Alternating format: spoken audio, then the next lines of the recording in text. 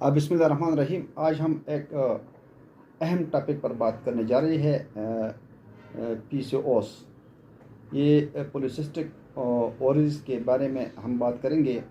Polycystic ovaries के 5 या 6 बड़ी अलामात है या वजूहात है।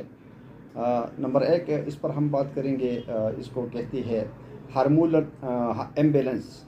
हार्मोनल एम्बेलेंस जो है ना, एस्ट्रोजन, प्रोजेस्टेरोन और एंड्रोजन का आदमी तवाज़ुन बेज़दानी में गुल्टियाँ बनाता है।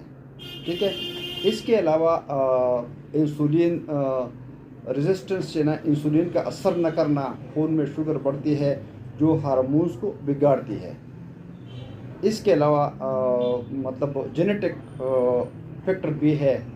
ख़ानदान में माँ या बहन को PCOS हो तो ख़तरा कई गुना बढ़ जाता है।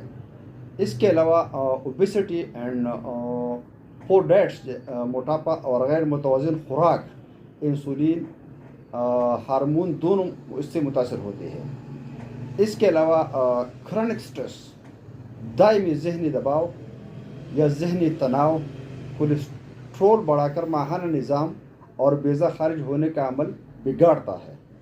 इसके अलावा ल्यूकेरिया का मुसलसल इखराज भी इसके वजूहात में शामिल है।